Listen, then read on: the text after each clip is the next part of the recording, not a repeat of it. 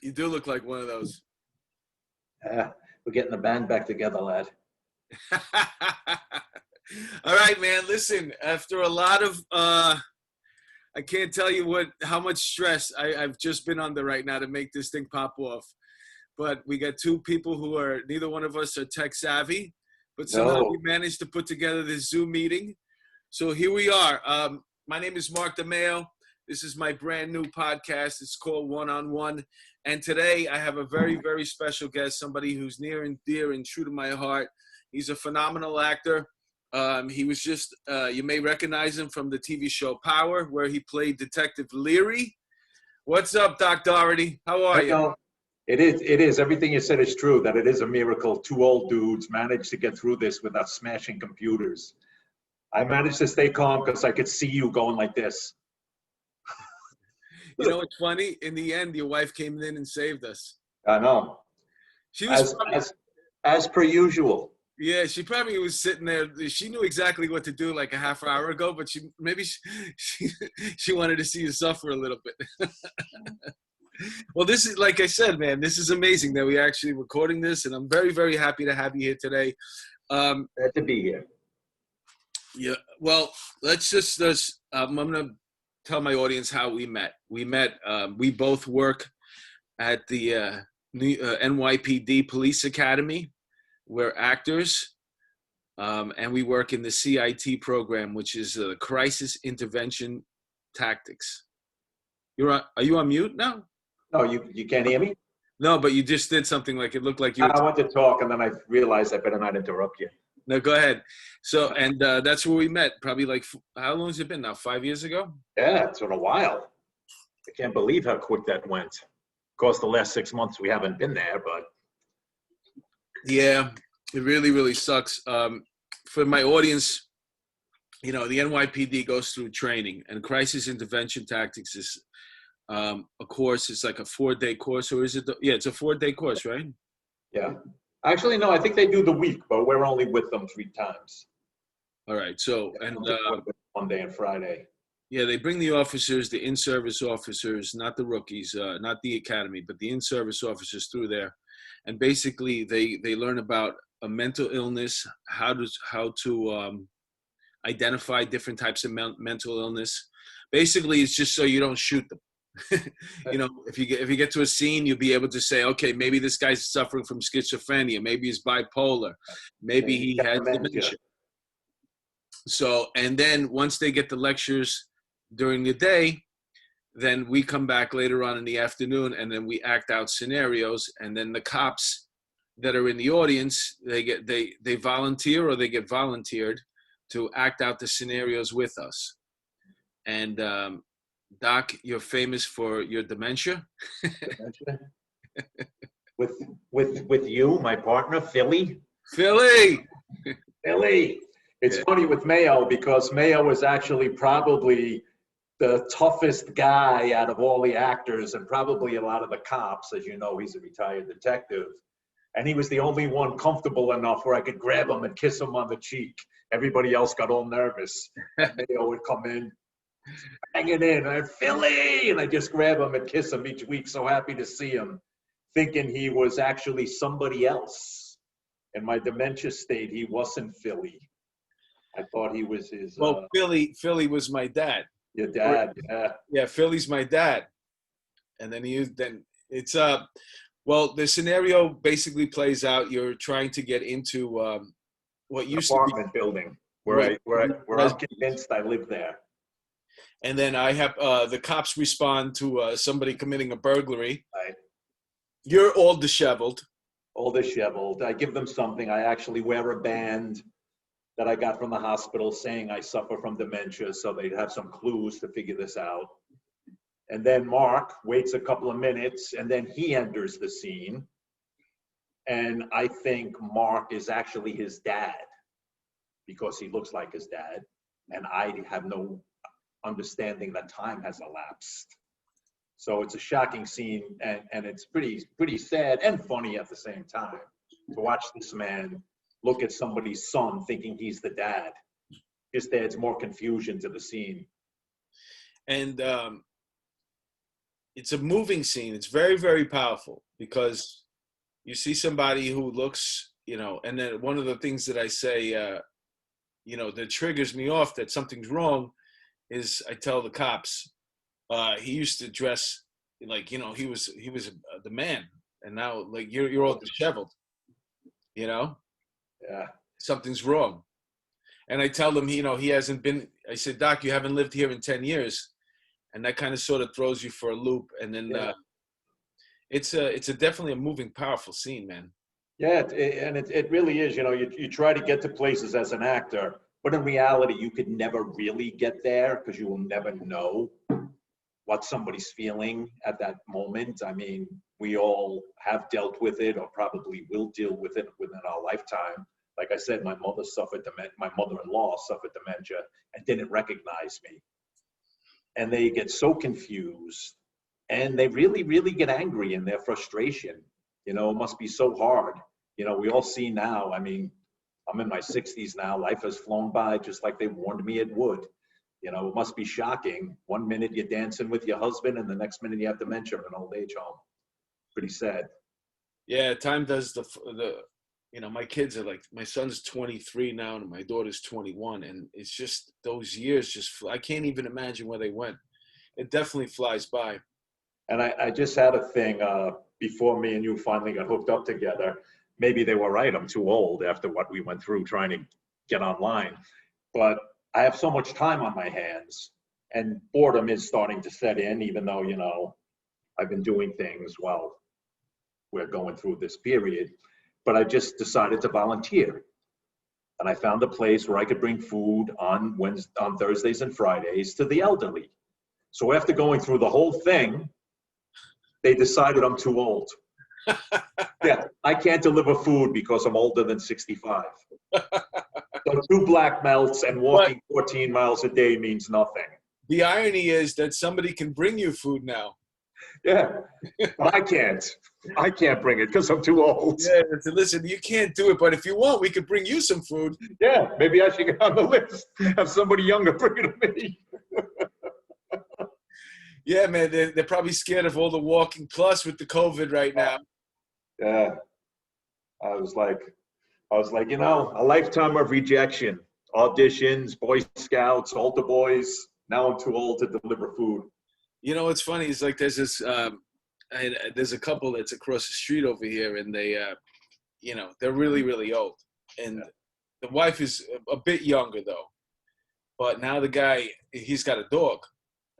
She got him a dog all of a sudden. He's got to walk the dog 3 times a day. So joking around, we were saying she's trying to kill him. Yeah. You know what I'm saying? But then like a couple of months go by and this guy's getting stronger and stronger because he's going out every day. His immune system is fighting off all these different type of viruses and bacteria.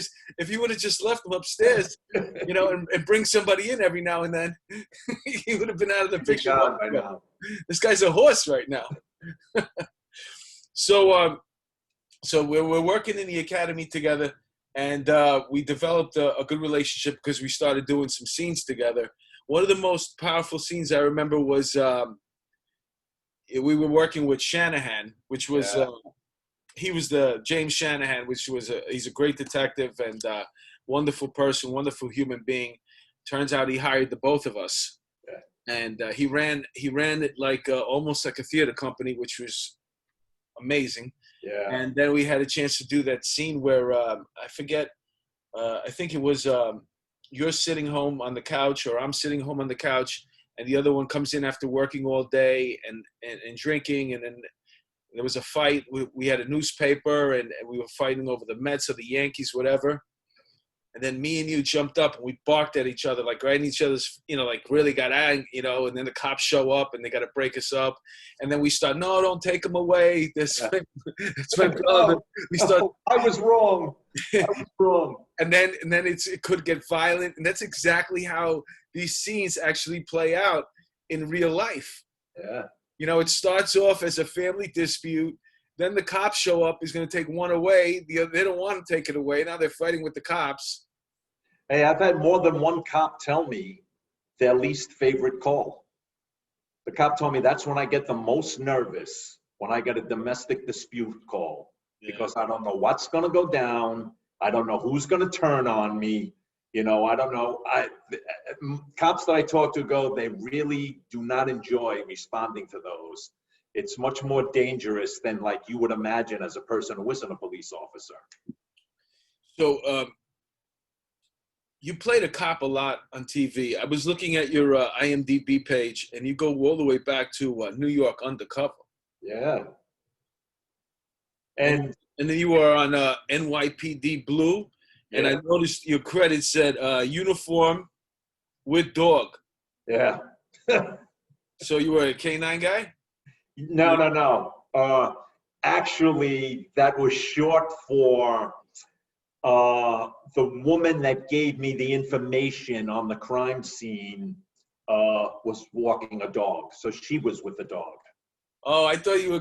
Yeah. I thought you. And that you just brought up a bad memory because the director that day was giving me notes from about 100 yards away on a bullhorn, and he was making a little bit of an ass out of me in front of everybody. I Yeah, remember not being pleased. yeah. That's not a good thing to do. Yeah. I was going to ask you if you still keep in touch with the dog, though, but then it doesn't. Anymore. Nah. But I do have dogs in my neighborhood that people walk that, you know, they bring them over to me and let me pet them. So and then, so then all of a sudden, but did you play on One Life? You also did the soaps, One Life to Live. As Yeah, actually one of my favorite roles. People make fun of the soaps. I loved it. I played this character, Jackie McNaughton, on and off for 12 years. He was a gangster from, an Irish gangster from Atlantic City. Uh-huh. And I enjoyed it. I mean, I don't know how anybody could complain about the soap lifestyle. I would get up, I would go up to 66th Street, I'd have a little breakfast, we'd rehearse a little, we'd go down, we'd block the scene one time, then you got a couple of hours to kill, you could go work out, come back, rehearse it one more time, shoot it. It was great. I really loved it. And I was very lucky. The people that I worked with in my scenes were always good people. So it was really fun, and monetarily, it really helped me a lot.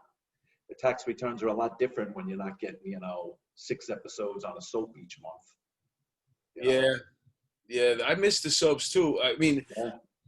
just to have as much work possible that you could possibly have in New York City. I worked on As the World Turns as a young actor a lot. I started off doing background work, and then I would get like I wanted to remember getting a day player. No, a 5 and under first. I got the 5 and under. That means 5 words or under, you say. I played a moving guy. I had to move this desk from one part of the room with another guy. It was 2 of us moving this desk. And then my line was like something like, would you mind signing here? Or Right. sign here, just like that, like sign here. And then in between takes, we would move the desk back, and then there was like a whole No. time out. Leave the desk wherever it is. But the thing wasn't even a desk; it was made out of paper. Yeah, no. Like it was literally like you could pick it up like this and move it. It was just a prop, No, those stagehands. I had a guy tell me we all probably made that mistake. You want to be helpful. Yeah. I had a stagehand tell me, bro, this is how I pay my mortgage. Don't do my job again. I was like, okay. And then when people would like be going on a soap or their first time on a set, and they knew that, I've been there, and they'd say to me, so, what should I do? What should I do? I go, this is what you do. You don't answer any questions. If the director goes, where was she standing? Don't open your mouth. Shut up. And don't move anything. You'll be fine. Don't help anybody. Everybody has a job. Nobody wants your help. Yeah, that's great. Yeah. Do what you're there to do. That's a great thing. And with that soap again, that's how I got my SAG card. I got in the Screen Actors Guild because in those days, if you spoke on TV, 1 year to the day that you spoke, you could become eligible for SAG. And I did an under 5 on all my children. Casting woman then was named Jean Roan. Jean Roan would cast me all the time. I did an under 5, and 1 year to the day, I was at that SAG office with my paperwork. So the soap also got me in the Screen Actors Guild. Yeah, they're definitely missed. and I know they were trying to do some stuff on the internet and shoot soaps that way. Yeah. Well, there's only four left now, and none in New York. Hopefully they'll make a comeback though. Things nostalgia, things have a way of working themselves around. And at this point right now, especially in this climate, I think once we get past November, maybe people will be more apt to watching something more, like make believe than to watch more. I mean, could you really stand to watch a talk show right now or to watch people arguing? And they're adding more of them. They're so cheap to produce, and the people you have on talk shows don't get paid. Everybody wants to be on TV. So Drew Barrymore just started her talk show this week. Oh yeah. Yeah, 9 a.m. You better have a light touch, I'll tell you that, because I can't imagine watching anything where people are gonna argue some more. So I need a break from all type of arguing. Yeah, reality. Wow. Reality. And so you worked on Power too, right? Power is it still on? Did they pick it up again for another season? No, they did 6 seasons, and now it's splintered off. The character of Ghost has his own show. Tariq, his son, has his own show. Wow. And my boy, one of my better friends and one of the greatest human beings on the planet, Joe Sikora, who plays Tommy, just got his own show. Wow. So 3 shows came out of Power. That's good. They're all going to be on Stars. Like Power is like the Stars savior, I guess. Well, why not? I mean, if you got to create content, you know what I'm saying? You always kind of sort of rely on that one hit show to hit the track. I don't know how many people realized Power, when Game of Thrones was not on the air, Power was the #1 watched cable show. They had a big fan base. Mm-hmm. Big fan base in Europe, big fan base with the kids. So you played a cop a lot on TV, right? And then now you're in the police academy, kind of sort of working side by side with cops. What's the difference there? Well, I found early on I was gonna be a cop on the Basketball Diaries, and I was gonna drive to a scene of a burglary and arrest these kids. And I really wanted to see how cops respond. Like when the sector car gets a radio call, do the cops go, "All right, Mark, we gotta get going," and start driving? No, I had a friend who was a sergeant up in the 2-6, Gary Placco. I don't know if you guys ever crossed paths. He was a sergeant. And Gary let me drive with them. And I was amazed at the calmness. Mm-hmm. Like they would get a call, shots fired in Central Park, and they'd go, whatever they do, they tell them they're close by, they're gonna go. But there was no, "All right, we got this, we're gonna go, turn this on." They would just drive there and do their job. So I've been around cops beforehand. The thing that, for me personally, that I got out of the academy, I learned to appreciate cops more because I was a New Yorker. I saw a lot of things, and I would be, say, against cops. And then when I got to spend time with them, mm-hmm. and they became human to me, not just a guy in a blue uniform, and we talked, and I didn't tell them how I felt, and they didn't tell me how they felt. But from listening to them honestly, 99.9% of those guys really care. I mean, I talked with the guy. I missed my express bus going back to Manhattan because a cop wanted to talk, and I'd stay there and talk with them. And I was like, wow, these guys might not talk, perfect English, and you want them to sound educated. But if you listen to that man, that is one compassionate dude that cares. Mm-hmm. And that was the difference from me. I was put in a situation where I was going to be around a lot of cops, and I was open enough to realize how much they are humans. And unfortunately, all we hear about is the bad things. Nobody wants to hear, nobody wants to hear about anything good, So. Yeah, like right now, it's a funny thing. I saw somebody throw, I think it was a garbage can cover at a cop. the cop was getting into the car, and it hit the cop in the back, and the guy fell, and there was laughter, and I could just tell, like, by some of the surprise, you can't see the people laughing or oh shit, but there's almost like a surprise that, like, oh, it actually hurt them. The guy went down. Like, they're surprised by that. Like, you're like a superhero or something. You're not supposed to get hurt. You're not supposed to lose a fight. And the reality is, we're human beings. We might have body armor on, and we might be armed, but obviously we get hurt just like anybody else. And I think it's always a surprise to these people. Like, they think they can get in your face and yell at you and scream at you and curse out your family and wish everybody that you know dead, and that it's not going to have an effect. And they're not even screaming at you because you could have been cop of the month last month. They don't know. I'm over here from some precinct in Queens. I just won cop of the month, and now everybody's protesting. You tell me my mother should drop dead of cancer. Why? You don't know me. But now I got to stand there like a robot so you can get your frustration out. So it's interesting. I think, they have to create more scenarios. I was talking about going back with the PAL, instead of, teaching our kids, or I see people teaching their kids to hate the police and hit. They're taking police, these, cartoons off the air and police shows off the air. And it's like, you don't realize that's your opportunity to make, to create a situation where we start building instead of, and it's all, to me, it's you're like a pawn right now, especially during an election year. They just put you out there, let you take the beating for them, whoever's running the place, and the mayor, the governor, and just you're going to take the beating for us. I saw it. I saw it firsthand.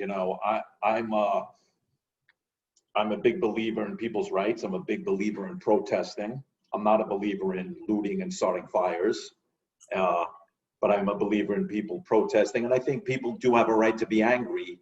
And then on the other hand, I would watch protests and I would see, like, I don't know, 1,000 people walking, protesting, and say 7 cops walking alongside, and they're screaming at them, and we're allowed to curse. Yeah. Oh, they're screaming, "Go fuck you, suck my dick," and I was like, guys, you don't know this man. This is not the man that did the thing you're protesting about. It was really, I watched a lot of stuff that I wasn't happy with, and it's a tough time to even say anything because it's like you're either way left or you're way right now. You can't have feelings for both. And just watching, I talked to a cop at Union Square, and he was an officer. He had the white shirt on. I can't remember if he was a lieutenant or a captain, but like everybody got in his face, and he just stood there. And I said to him, I said, "Yo, bro, I don't know how you do it." He goes, I just brush it off. Yeah, but you know what? You're a New Yorker. Like me. You're a New Yorker. And you've been through, do you remember the 70s, obviously, the 80s?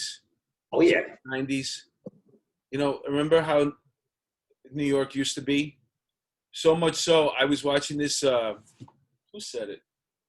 Oh, I was watching, Colin Quinn has a new special.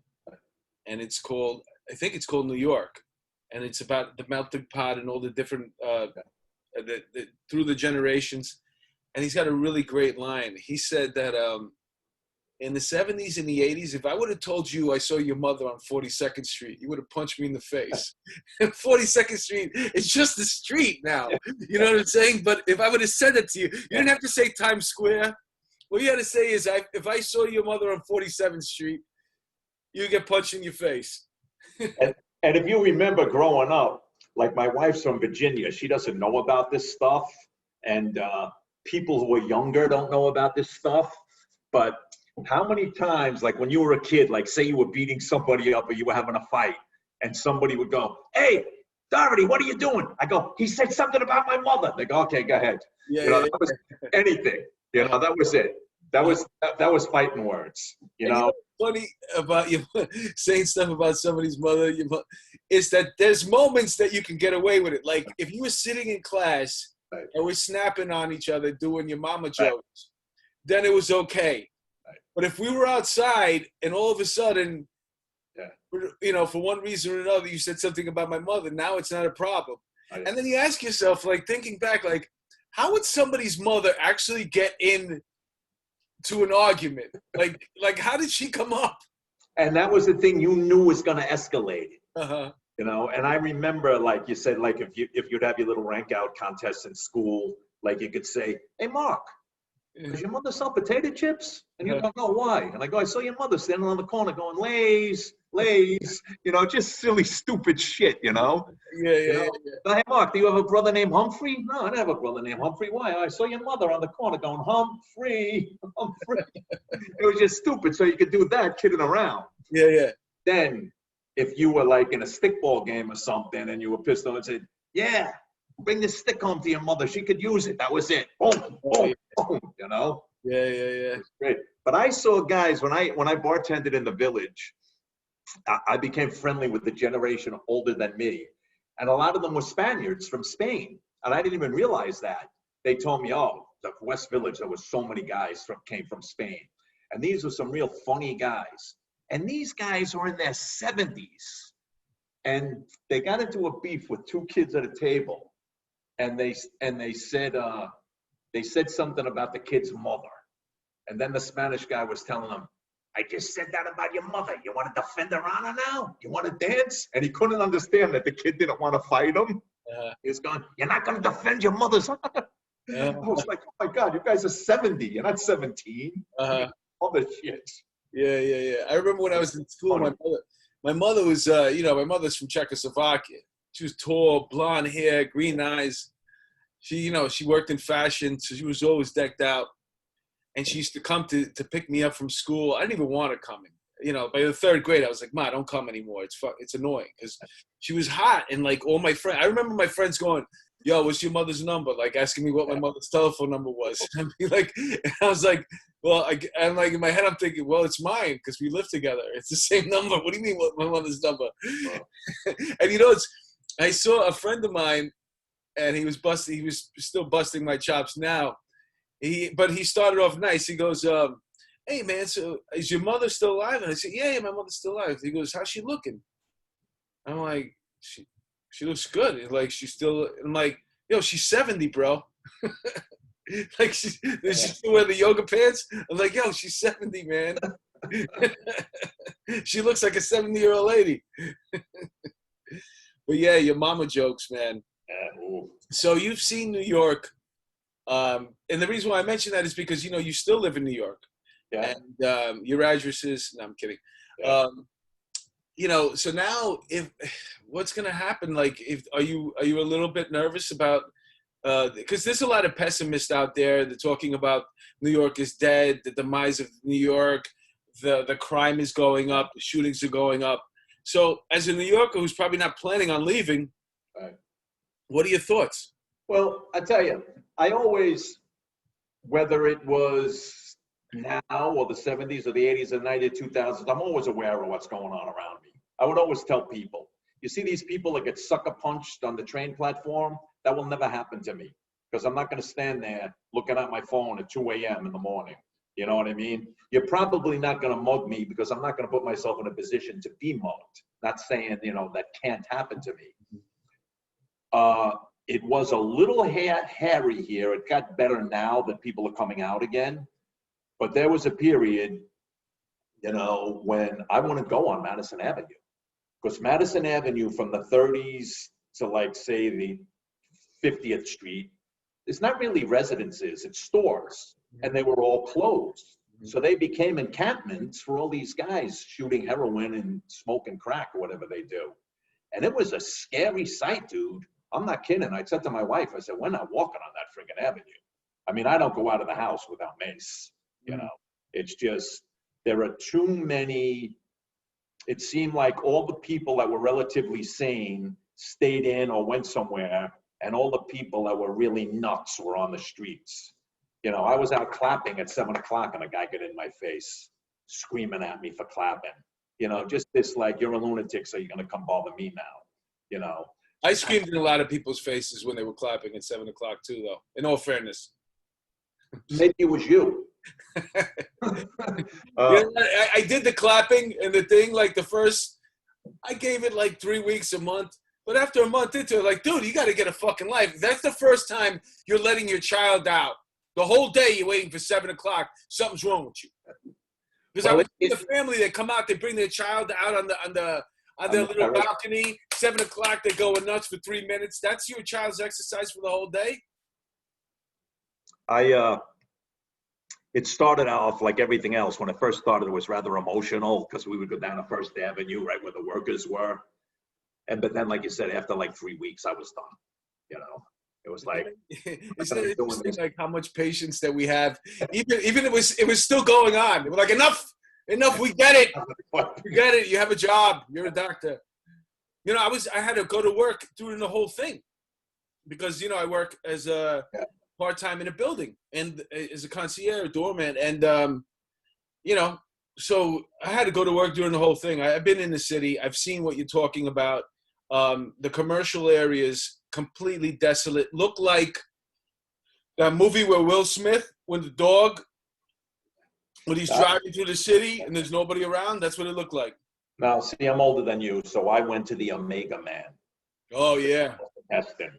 That's what Madison Avenue reminded me of. And I would tell people, I go, first of all, if you haven't seen the Omega Man, just Google the trailer for the Omega Man. Mm-hmm. It seems like the longest trailer in movie history. They almost show the whole movie. Uh-huh. And what happened in the Omega Man is Charleston Heston was a military officer. And he was up, if I remember correctly, he was in the sky when the earth got destroyed. So now he's around and these zombies are around. But I don't want to check that out, man. Oh, the Omega Man, it was crazy. But that's what Madison Avenue looked like because there was so much litter, like newspapers just flying across Madison Avenue. You could take a picture and there was no cars. You know, it's one thing to be in a suburb or to be in the mountains and there's nobody around. To be in this city and you don't see anybody and you don't see cars and the only person you see is the guy who just smoked some crack coming walking towards you. You know, it's a little freaky. Yeah. But not enough to make me run away. This is nothing new. We've been through epidemics. I grew up in a neighborhood where everybody was a junkie. You know, it's like, I'm not scared. You know, I'm not going to move to, fucking Long Island because there's some unsavory people around. You know, it brings up an interesting point because I kind of lost all respect for all these people that are fleeing in a way because a lot of them have the most money. And instead of forming like some sort of coalition and getting a bunch of lawyers together and suing the government, the mayor or the governor because of, like basically this soft touch with the rioters, letting the people out of this bail reform, not holding on to people, letting people out. You created this situation where the real estate value, especially commercial real estate, is going to be for shit. I don't know what those people are going to do. People are selling their apartments. But if you would have formed a coalition early on and said, no, we're not bailing out. You let these freaking cops do their job and let's get this under control. And I don't know if you saw this week where the guy riding his bike went up on the sidewalk, clocked the 63-year-old lady, knocked her down, and the fireman caught him. Did you see that? Yeah. That guy, I don't know the exact amount of time, we'll say last month, slashed somebody across the face. I'm sorry. When you slash somebody across the face, you shouldn't be out 3 weeks later to punch a 63-year-old woman in the face. It's really ridiculous with this revolving door now. And you know what happens too is like those neighborhoods, because that guy is probably has some relation to that neighborhood. Yeah. He's going to return there again. And when he's out, he's going to be a menace. I remember another Madison Avenue up where, my family used to have a restaurant over there. There was a homeless guy. And, he was not only just intimidating looking, but he was a pretty big guy too. and he used to have his moments, and it didn't happen like maybe it was once, twice a week, but that's a lot when that twice a week you're punching somebody or you're slashing somebody, Yeah. and you just terrorize the neighborhood. Because when you wake up and you start walking up and down the street with no shirt on, Right. you know what I'm saying, and you're just looking around, it's scaring the whole fucking neighborhood.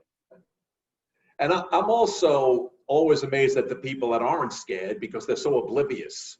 I watched a guy one day doing that by Macy's. He was shirtless, and he would walk to the Macy's window, like, bang on the window, and then run full speed to the curb screaming.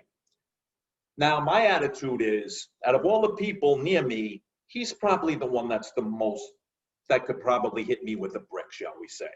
So I stood to the side and watched how many people didn't even notice that guy, looking at their cell phones, right? And finally, a woman saw him and went into the street where I was, and I stopped her. I said, "Hey, miss," I said, "how you doing?" I said, "You're like the only one that avoided this guy." And I told her, at the time I was teaching self-defense to young Catholic high school girls.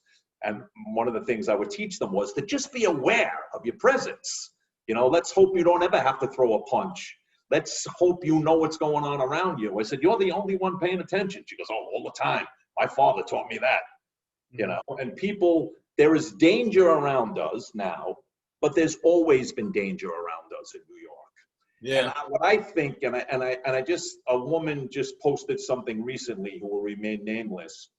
A lot of people came here in that period when New York was nice. Like Alphabet City now was all young white kids down there, you know, Harlem, white people moved in, you know, there was less crime. You could ride the subway with a Bloomingdale's bag and somebody's not going to take it away from you.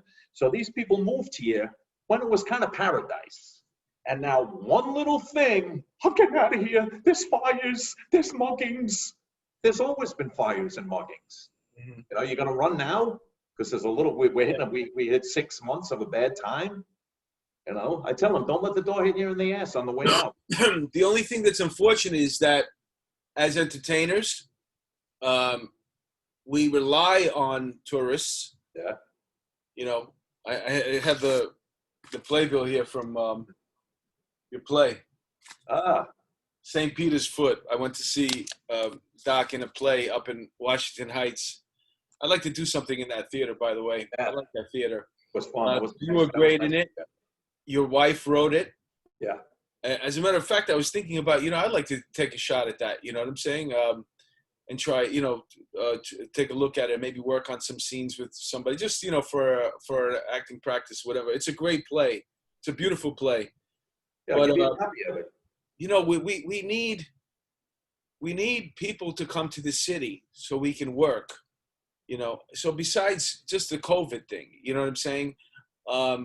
If people don't, like, we were thriving where you could have 5, 6, 10 comedy shows, theater, 35, 40 theaters, all in the same city and packed.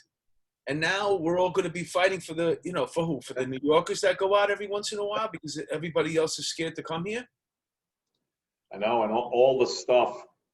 Teresa, my wife, yesterday showed me an envelope, and she goes, "Oh, look at this envelope. This is what the Postmodern Jukebox tickets were in."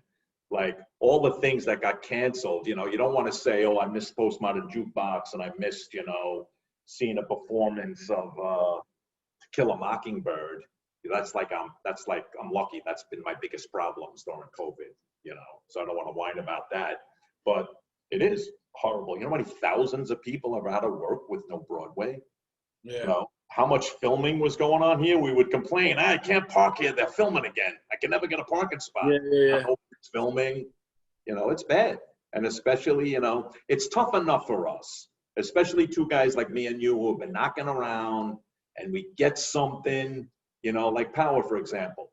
I had a recurring role on a primetime show. And instead of that leading to something, it led to the COVID. You know what I mean? Mm-hmm. So it's hard enough to succeed in what we do without having a coronavirus, where now we can't do anything. Yeah.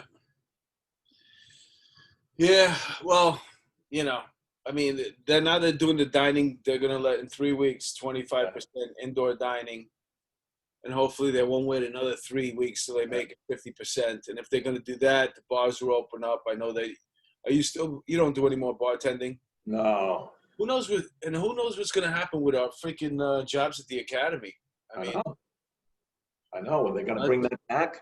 You know? I don't know, but I know they're doing other training right now. So I'm wondering how come, they haven't reached out to us yet. But, listen, it's really hard right now to start, like you said, thinking about your losses. Because you're always thinking there's somebody in a worse predicament than me. But at one point I realized I am a small business, because that's what we do. This is our business. Even though we're not employing, many people at a time, if ever, a year, besides ourselves, it's still a business. I've been doing this for 25 years, So for it to go away, it's like, what am I going to do for money? I know. And even like most of the jobs that we did to supplement our income when we didn't have an active job was gone, Yeah. He's gone. I used to work the door at a restaurant on Park Avenue. Mm-hmm. There's no doorman there now. I can't do that. And I can't, like I said earlier, I can't even volunteer because I'm too old. Well, at least you don't have to worry about starving. Dude, I've been taking Italian lessons the same way we're talking now. We do Zoom Italian lessons. Uh-huh. My God. Now you speak Spanish, right? Yeah, how's that going? Oh, dude. Trying to learn another language is difficult enough. Trying to learn it in your 60s, I'm like, wow, it is hard. I mean, I get some stuff, and then as you move on, what's funny about, especially since we live in New York City, sometimes you meet somebody from somewhere else, and they're real cool. You know what I'm saying? And you don't realize they're not really cool. They just don't know that much English, so they're quiet right now. They can't say much. You know what I'm saying? And then once they start talking, you're like, you know what? This guy's an asshole. Shut the fuck up. I had a guy come up to me. Me and Teresa do a Trader Joe's run. Every Sunday, we do a Zoom family call with our relatives, and then we go to Trader Joe's. And since I've been taking Italian lessons, even though I don't understand a lot, what I do with homeless people, or before COVID, those people would always be coming up to you, can I ask you a question? Little annoying people. So I'm walking to Trader Joe's, and I see this guy, and he talks to a woman, and he throws his hands up, and I tell T, watch out for this guy.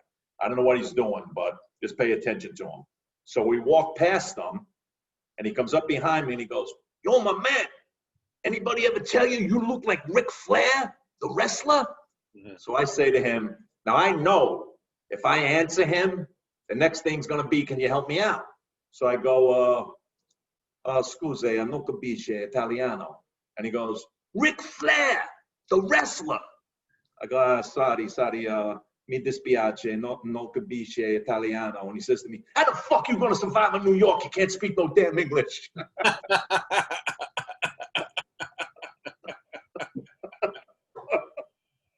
You got out of there. Then I went home and I Googled Ric Flair. I didn't know who he was. Well, Ric Flair had a lot of things that he used to do and stuff that he used to say. If you would have came, I thought you were going to go with one of those, but I think that's a pretty clever move, though. Just gibberish. Yeah, and especially like a lot of times I'll give to homeless guys, but I'm not bartending anymore. I don't have that pocket of cash, so those dollars aren't coming so easy to me to give away either. But like I really would like it with all of these kids. Like, I don't know how much you would have to walk in Manhattan. I know you drive, but if you got stuck walking near Grand Central or the train station, it was always these kids that wanted money for the ASPCA, wanted money for whatever. And they'd send out the cute little girls and they'd be like, hi, can I ask you a question? And I would always do that.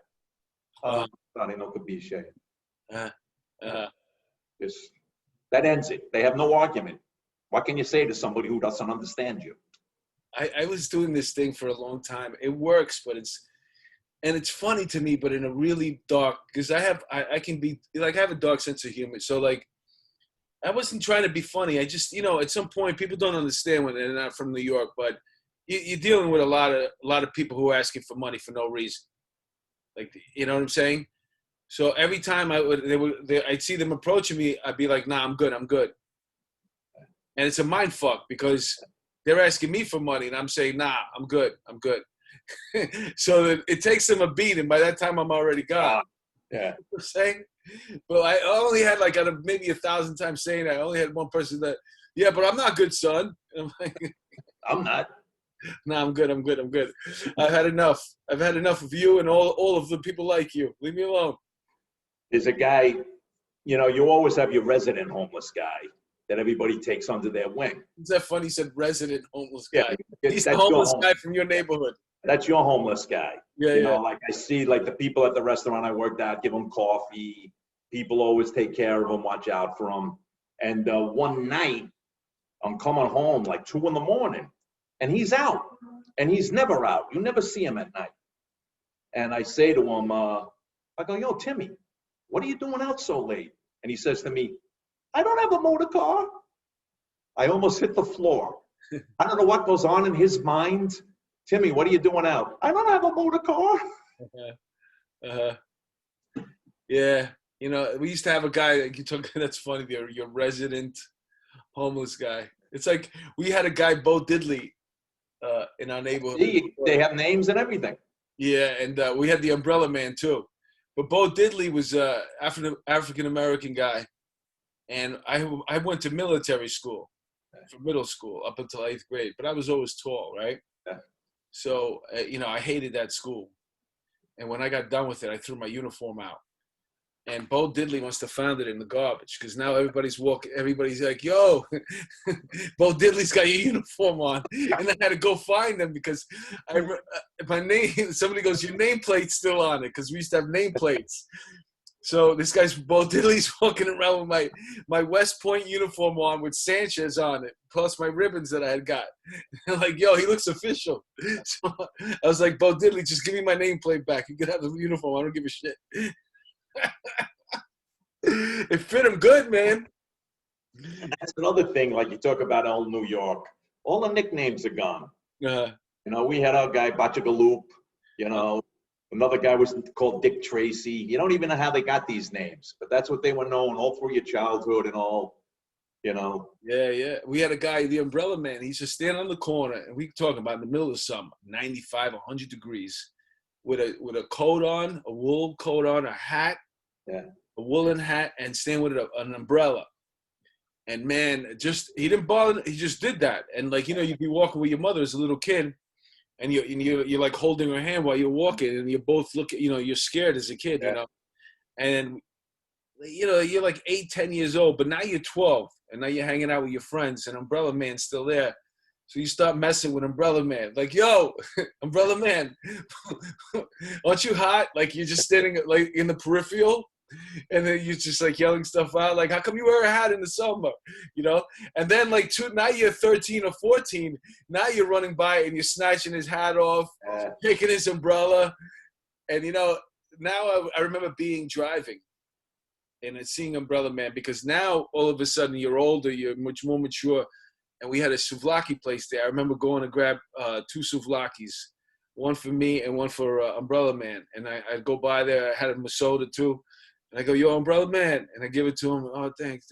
And he just stand there with the umbrella and fucking eating his souvlaki. And did you probably had those guys, and you don't even know how this started bothering them. I remember 2 guys, for example, and like the older kids would tell you to do it. One guy worked on a little stand. He had a store, like through the window. And like, say you were 10, one of the 14-year-olds would go, hey, Doc, go ask him if he sells pickles. So you want to be with the guys. You go up and go, hey, do you sell pickles? I'll kill you, you son of a bitch. I'll kill you. And he'd go ballistic. And then there was another guy. His last name was Koch. And I don't know why. They would go, you'd see Koch walking, and you go like this to him. Hey, Koch, new country corn flakes. The guy would go insane. He'd be chasing us. We'd be running. Like, that's what we'd have to do. Like, during the summer, he'd go, what do you want to do? I don't know. What do you want to do? You want to get chased? And we'd go bother somebody to they chase us. We used to have a guy named, we used to call him, din din and that was the sound from The Wizard of Wizard of Oz. Oz. On the bike. He had a black bike. It was a Greek guy. He must have been in his 40s. He didn't know what the fuck we were saying to him. I don't know why it pissed him off so much, but every time he came by with the bike, we all go, and then he'd get pissed. He'd bang a U-turn, and he'd chase us down. I remember one time, man, he got the back of me like this, and he's dragging me like by his bike right now. I don't know how I got away from him. Something happened. Something distracted him, but he had to let me go. And back then, you could hit other people's kids. Yeah. So this guy would have got me. He would have had no problem like smacking me like, 2 or 3 times. I mean, I got hit by my neighbors all the time. Me too. And you knew you couldn't tell your old man or your mother because they go, well, what were you doing to aggravate them? Yeah. You know, and they hit you again. I wrote a story while I was in quarantine that Teresa just cleaned up for me. But one of the things I said was, everybody got it. The barber whacked me across my shoulder with his scissors because I wasn't staying still. Yeah. I told my parents because if I went home and went, Phil, and his name was Phil, believe it or not. If I told them Phil hit me with the scissors, they'd be like, well, why weren't you staying still? Now, could you imagine sending your kid to get his hair cut in some salon and a guy slapped your kid? It would be on the news. Oh, you did that. Yeah, you don't touch my kid. Man. I tell you, it was a completely different time. I remember getting taken home by the cops. I was behind Nathan's, and we were doing things we probably shouldn't have been doing. And the cops realized, I was with 2 girls there, and we weren't doing much, probably having a beer or something. And he smacked me, bam. And then 2 girls, he told them to get lost. And then he realized I was I was a freshman in high school. I was 14. So he brought me home, and the 2 cops are standing behind me when my mother opens the door. Yeah. She doesn't say a word. She just starts hitting me. Yeah. I could have been robbed. I could have been the victim of like an assault. And not one word, pa, pa, pa. It starts hitting me, and the 2 cops, they laughed, and they went back to the car. There was no words exchanged, just laughing. And going back to what we were talking about before with policing and the way things were done, it's too bad they can't go back to that with cops on the beat and like you knew your cops. Like, you grew up in a neighborhood. I grew up in a small neighborhood in Queens, so it wasn't like that's big. I grew up in a neighborhood that was 20 blocks. And I remember the cop would come. It was different then. The cops knew we drank. You're a teenager. Of course you were drinking. And I remember this cop would come. I don't remember his name. He would come up and he'd look in the cooler. And he'd say this to us. He'd go, okay, you can have your beers. I don't want no hard alcohol, and I don't want no marijuana, no pot. Yeah. Beers, I'm coming back at 11 o'clock. Don't be here. And we knew. Uh-huh. We were like, okay, all right. We'd have our beers. We'd go, better get the fuck out of here. Because if you were there at 11 o'clock, you'd have your in your ass. You know what I mean? It wasn't so much about arrest. The cop told you, I told you not to be here. Now I'm going to give you a hop in your ass or bring you home. And then you were going to get a real hop in your ass. We actually knew the police growing up, and the cops knew, they knew I was a little wise ass. They knew my name, different times, different world. I remember standing on the corner. We used to hang out by Richie's Pizzeria in Astoria.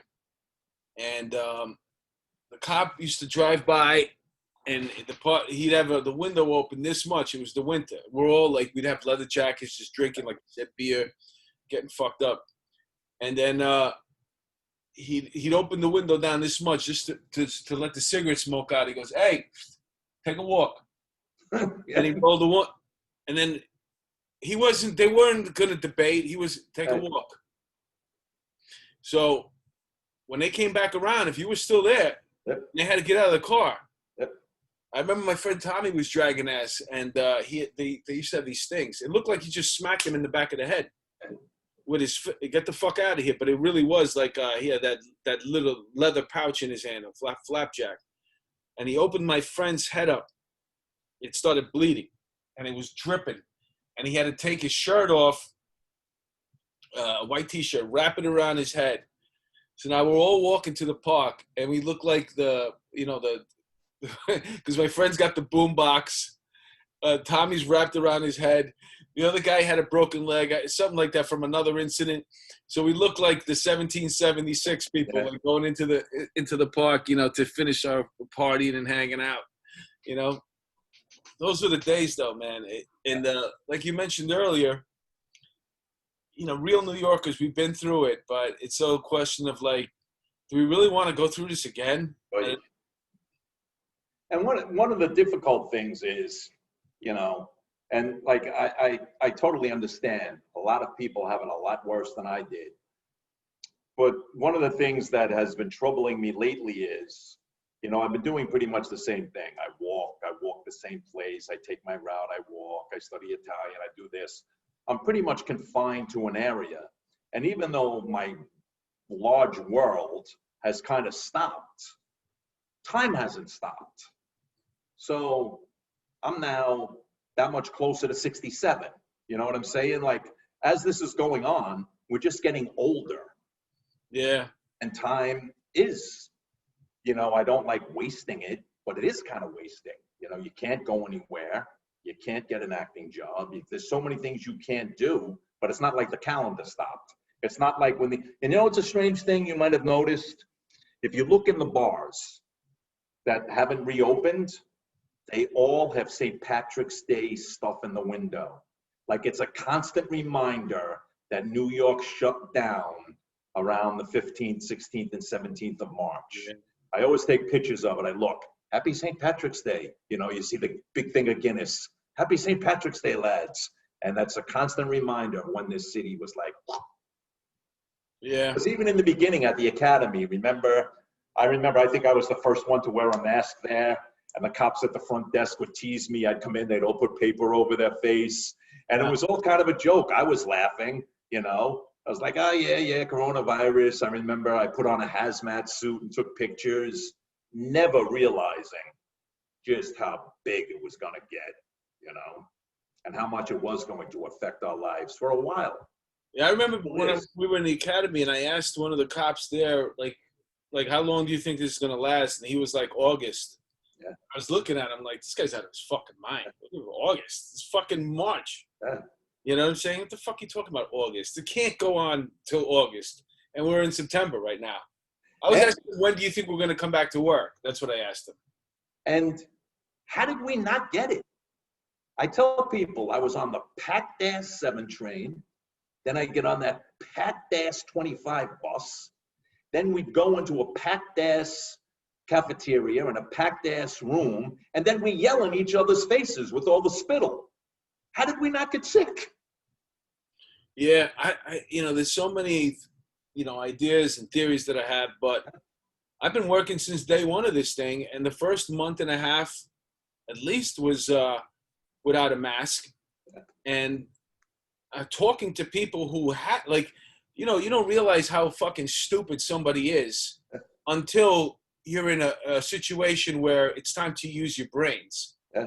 And I'm having a conversation, oh, yeah, my husband's sick, and my child is sick. They both have low-grade fevers, and they both can't taste. Whatever the symptoms were that you were hearing constantly on social media and TV, this person was describing to me that 2 of their family members had it upstairs right now, and we're having this conversation. I'm like, well, why are you talking to me? Or the person that never stopped moving around during the whole thing, just went about their life like nothing changed.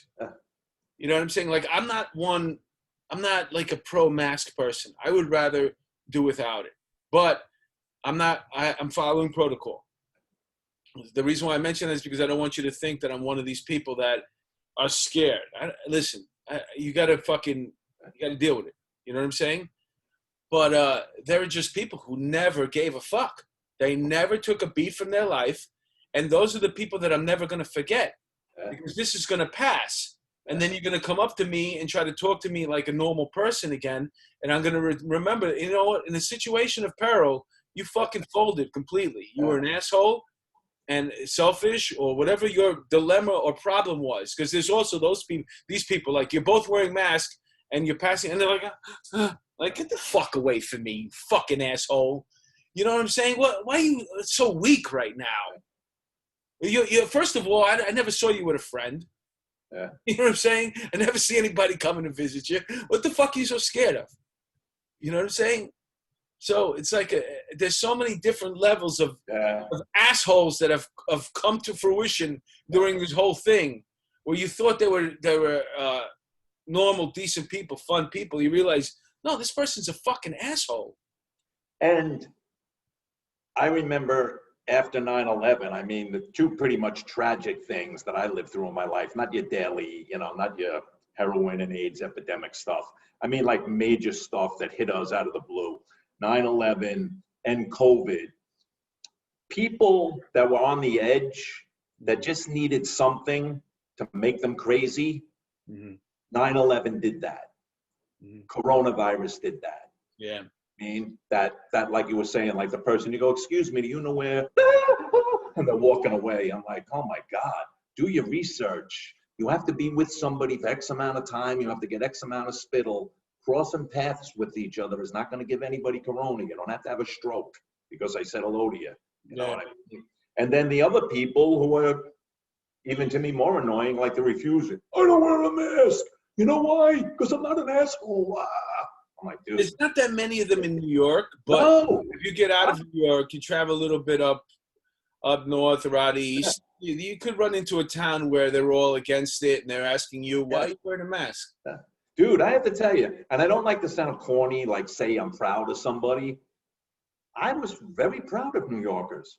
I went to somebody's birthday party in Brooklyn in the backyard. So I had to get on the 5 train. First time on the train. I was nervous about it.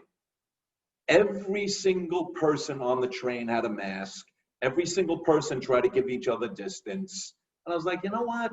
All in all, when push comes to shove, New Yorkers, we saw what happened and we followed the protocol. I would tell that to people, like, oh, listen, I'm not asking you to be a right winger. I'm not asking you to be a left winger. I'm not asking you to be anything. I'm asking you to wear a mask, wash your hands, and social distance. 3 things. That's all you got to do. And we'll all be safe. And that's what I always follow. New York is a major metropolis, and Chicago and all these other places, and it tends to attract, the educated people, the people who are ambitious. When you get out, you start moving out, where all these other people that were New Yorkers before, where they're moving back to right now or relocating to, they're going to realize in a couple of minutes why they left. They didn't live up there in the beginning. They were like, this guy, my neighbor's a fucking idiot. I got to get back to civilization, And you can, like, people all the time, like, even like when we go to Italy, like people go, what do? Do you get a place in Tuscany? I go, in Tuscany? In the mountains? With nobody around? No, I'm in Rome, in a city. I'm a city person. I don't deal with quiet. When me and Teresa first got together and we bought a place in Virginia, I would go crazy. I would hear frog croaking. I'd like nobody around. Every sound, the house would creak. I'd be jumping up. And they'd all go, I thought you were a tough guy from New York. I go, I can't take this silence. This is maddening.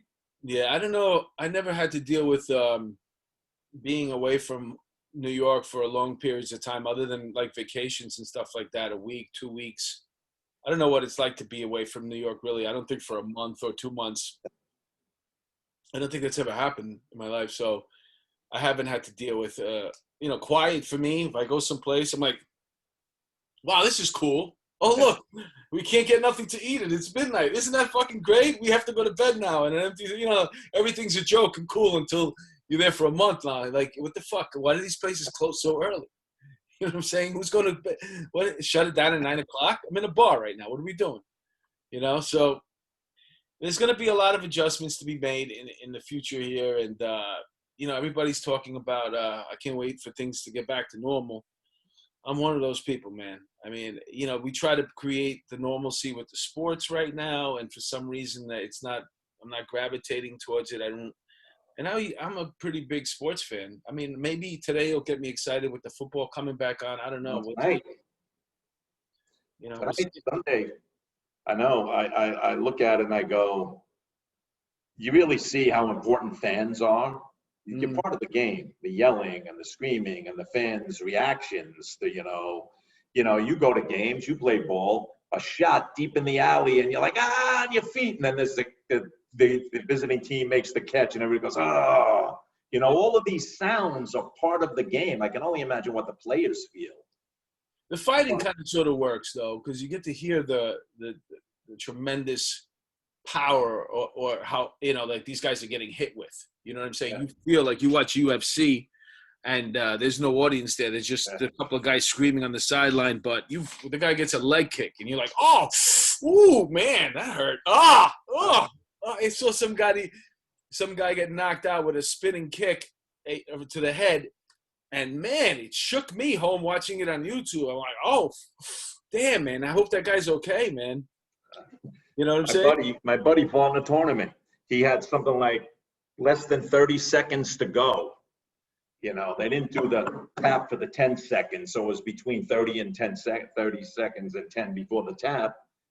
And he was sparring with this guy who I don't recall the guy's name, but he's very, very well-known karate guy who just went through Europe knocking everybody out. So my buddy gets him in a match. He's in his second round because they do 2 rounds.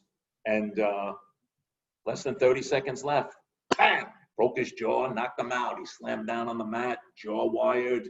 Same thing. Spinning kick. Bang! And I look at that and go, yeah, why are you doing that? No. Yeah, that's why I smile a lot, because I got a nice smile. And usually when you smile a lot and you have a nice smile, people don't want to hit you in the face. Let's hope. Hey, let me ask you, you have a great story about choking. And actually, yes.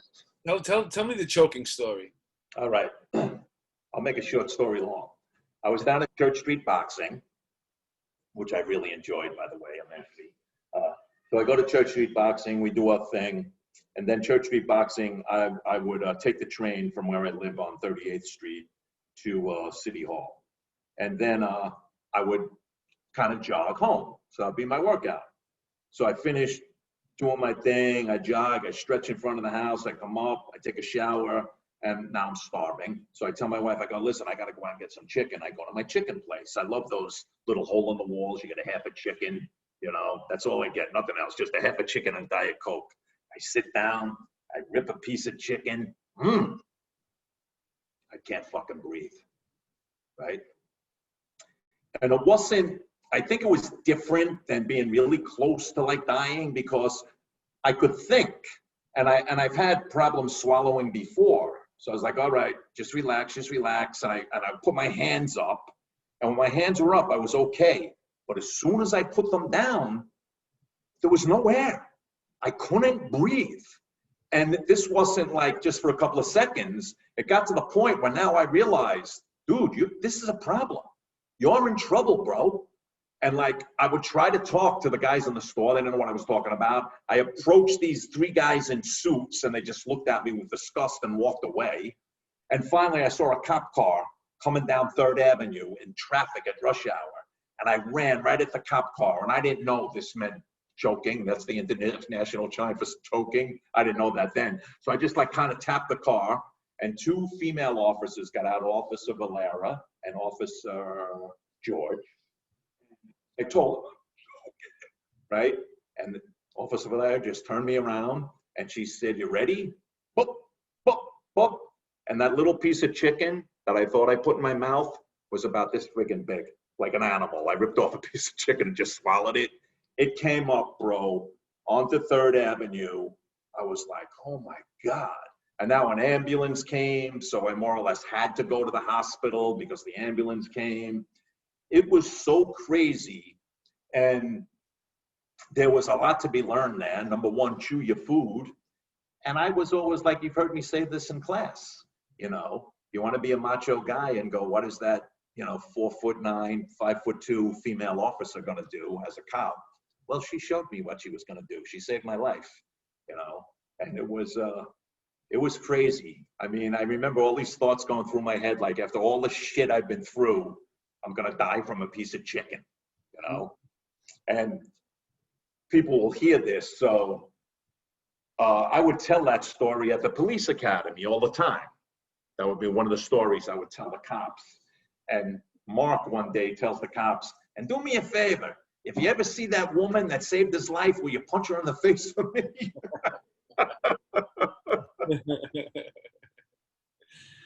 Wow. That's such a great story. And you know what? It's the reason why it's such a great story is because they saved you. Because it makes sense.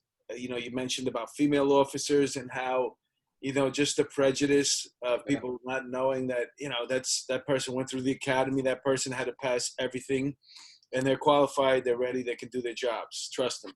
And, you know, the fact that, you know, that's like a story where, you know, you see these videos coming up on social media.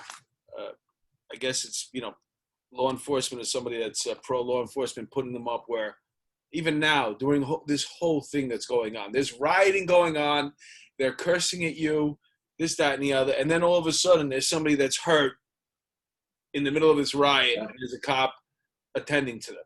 It's like, you know, it's hard to believe that, you know, these guys are still out there, these men and women are still out there doing their jobs and stuff like that under these horrible circumstances.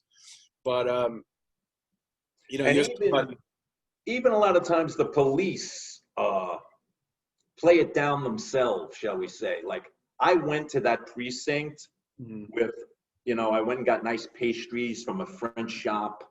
And it was funny because the lieutenant in the precinct knew me from the academy. A couple of the guys came out and went, yo, bro, what are you doing here? The cops who saved me even said to me, how come everybody knows you? Yeah. I brought them stuff, and their lieutenant came out. And I said, listen, I really want it known. This is a big deal. I would have died. They saved my life. They just think they pulled over and gave me the Heimlich. It's bigger than that. You didn't just give me the Heimlich. I was ready to fall unconscious. You know, it's a big deal. And even the cops, they played it off like,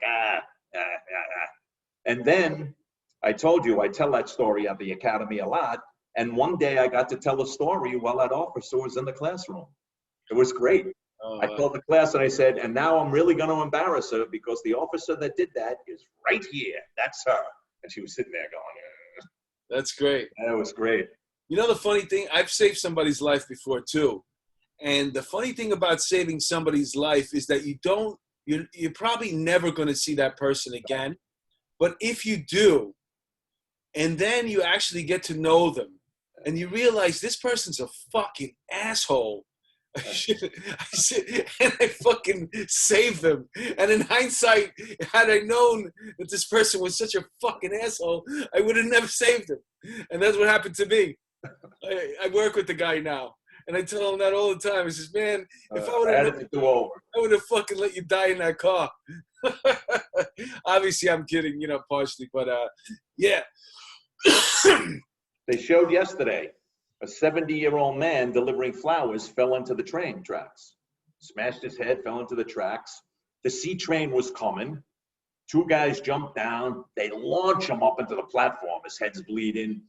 And then they helped the two guys get up.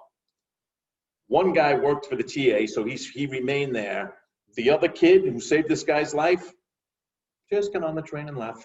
So he'll never get any credit from the news. He'll never get any credit from that person. That guy's just gone. Would you say it was a 70-year-old guy? 70-year-old guy was delivering flowers. Oh. He just passed out and went on the tracks right on down from the platform. Well, you know, it's you opened the story with it, so I'll close with it. That's probably why they don't want you delivering food.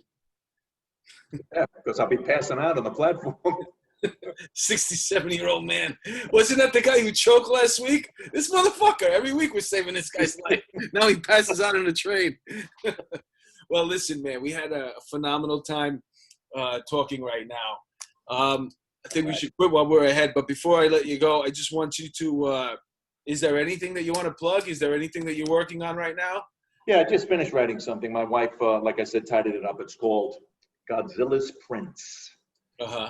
it's pretty much, we actually don't even know what it is. You know, in the past, we've known things were a play, and I also do stand-up, so I knew what stand-up. This is kind of a one-man play, story / stand-up combined. It's just, you know, growing up in Queens until, you know, the present day. Well, I always talk to you about doing stuff together, writing something that that we could both work on, you know, work on together. And I'd love to work with you in the future on something like a play. So tell your wife, come up with something. Maybe she's writing a play right now about a woman who finds a dog roaming around Lower Manhattan. You know, she found the dog a few months back. She had to write a 10-minute play for this contest. She wrote a play about a woman who finds a little dog, and she comes to realize it's, oh, fuck. Who's the guy who hung himself in jail? The pervert? Oh, Weinstein. No, not Weinstein. Epstein, yeah. Jeffrey Epstein. Yeah. The woman finds this dog and realizes it's Jeffrey Epstein reincarnated. Oh, wow. Hysterical. You know? Yeah. So we'll have to get her to write something for us. Well, let's hope that we'll get back together in the police academy sometime soon. I want to thank you for sitting down with me. We went over an hour right now, which is great. And it was fun. Seamless. We could talk. We're from the same cloth, as they say. Yeah. And you went to high school with my brother-in-law. Yeah, who's your brother-in-law again? Henry. Yeah. All right. Henry what? Ocasio? What? Ocasio? Hey, what's Henry's last name? Sautner. Oh, yeah. He's an inspector now. He's Inspector Sautner. Yeah, he was. We would play basketball together. Yeah, he was a good kid, man. Married to my sister. Oh, well, that's great, man. That's great. Yeah, he's a good guy. Real good guy. Yeah, small world, right? That's crazy. Yeah, I just got somebody send me that I went to high school with today, as a matter of fact. Really nice message how he's a fan of the podcast and how, you know, the interviews. He likes the way I do the interviews and stuff. And you made it easy today, man. I love talking to you. I wish you nothing but the best, and hopefully we'll be working together again shortly. All right. Come here, Philly, give me a kiss. Here, Philly. Until then, be well, my friend. All right. Take care of yourself. Thanks for doing this for me. I appreciate it. Oh, it was my pleasure. Ciao. Ciao.